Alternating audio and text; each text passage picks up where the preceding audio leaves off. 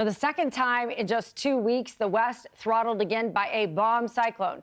It's going to bring more feet of snow and as much as another 5 inches of rain on top of already saturated ground along the California coastline. San Francisco Airport, 48-mile-an-hour wind speed within the last 24 hours. The North Bay has been really hard hit. Venado in Sonoma County got almost 3 inches of rain last 24 hours. Rain's lingering through tonight. Chance of thunderstorms coming in as well. Some very strong winds blew down trees. They smashed into cars south of Oakland. This has been a deadly setup in some cases. Was not in this instance, but it has again and again been a situation where people have died from trees falling on cars. Los Trampas and East Bay Hills near Oakland clocked a 65-mile-an-hour wind gust. Oakland Airport recorded a 51-mile-an-hour wind gust. So at this point, 35 to 40 would do it to take down some of these weaker trees, but we've had gusts even heavier than that. You look at Hemet, California right now. Guess what's happening? The rain that's created all the mess is also ending the drought, and that is the visible sign right there. First time in 3 years, Southern California's largest reservoir is refilling. Diamond Valley Lake, heavily depleted during the state's driest 3 years on record, which has been this last couple of years. Now, what a turnaround. Impressive sight.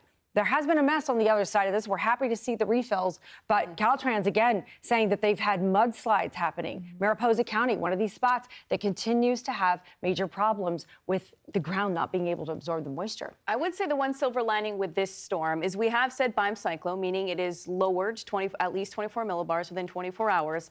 It's not quite as strong as the others, and the center of it is offshore a little bit. So the impacts are not quite as the placement of the center of the low, because generally speaking, the closer you are to the center of the low, the worse the impacts are going to get. You can see that swirling happening offshore, which is why it's not quite as intense as before. But also remember, yes, the ground is completely saturated, so it still doesn't take nearly as much rain in order to get flash flooding. Here's the estimated rain over just the last 2 days. You can see it's really not that bad compared to what we were seeing, say, a month ago. Only a few pockets there, you're right. Exactly. Only a couple pockets of 2 to 3 inches, but still, you get the elevation, so even a little bit of rain can lead to those mudslides as well. And just put into perspective, you know, we've had over a dozen AR events just within this wet season. You know, some of our storms that we were forecasting, the rain totals were 6, 8 inches. So that really puts in perspective how 2 to 3 inches, you know, it isn't that bad in comparison to what we have had. Also, you know, because this is going right down to the south, this area of low pressure, we're going to have a long time with the wind interaction here. So it is something to keep in mind. I mean, that video that we showed you from San Francisco, that was a huge eucalyptus tree. It's a beautiful type of tree. They're very popular. You know, they're everywhere within the Bay Area, but unfortunately, they have a really shallow root structure and they happen to be really tall.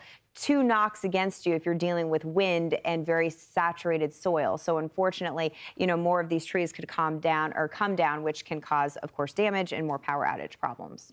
And then we've got the snow, which has been literally jaw-dropping in so many cases. I mean, the records have been falling as fast as the flakes. Insane amounts. In fact, some of the verbiage that's been used are things like, this is more snow than we've ever measured. It's the most snow we've had on record, the biggest amount since we began keeping track. And now we've got more on the way. So there's another forecast here that develops and gives us some moisture in the mountains. And this was incredible to watch. The avalanche danger is going to mount, right? We expect this to happen. This was a huge avalanche of natural, effects is what happened here. This was near Utah's Sundance Mountain, right outside of the ski boundaries. This powder cloud swept down Mount Timpanogos. Nobody was hurt. Utah Avalanche Center says this does happen naturally.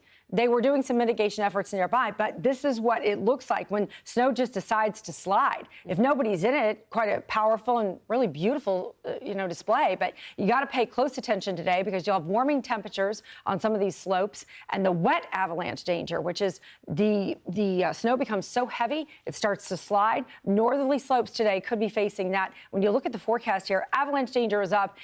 It's more than just people skiing in the backcountry this year because the canyons, places people drive through to get to the resorts, these are, intermountain interstates that people are trying to get from place to place. Those could be at risk. Look at the snow, you guys, coming in. This is incredible. We do have a winter storm watch. That's for the Wasatch Front. That could get up to a foot between now and Friday. And then you've got, of course, the winter storm warnings that remain for the Sierra. And that's where we could see the additional amounts really pile up to 4 inches in the highest elevations above 6,000 feet and 1 to 2 above 5,000. So the stats, here they are. And then you guys, I want to hear your responses. 840 inches and counting for Mammoth Mountain.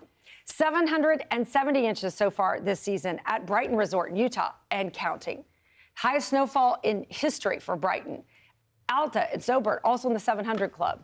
You were talking about the 700 club, but we have now an 800 club. We should change it to like the VIP section. Right, exactly. And let me tell you, being a New England skier, like my jaw is just on the table. I cannot imagine. It must be amazing for the skiers. Getting there must be tricky, but all the homes that I've been seeing too with all the snow on top of it, it's incredible that we haven't had more roof cave-ins. And also, I don't know if we can re-rack the video, but we just saw somebody on top of a roof trying to get the snow off. But it's notable because if you really pay attention to what that individual is doing, this is like cement. Yes. I mean, we're not talking about light. Here it is right here. Just focus on how hard he is working. He's having to chunk it apart. This is not powder that he can push off the roof. This is heavy, wet cement snow. And that leads to, you know, the concern with the avalanches. Right now, the Sierra Nevada are highlighted as a high risk because they have this heavy, wet snowpack. And the snow that they're getting from the storm right now, because of the positioning and also the lower moisture content,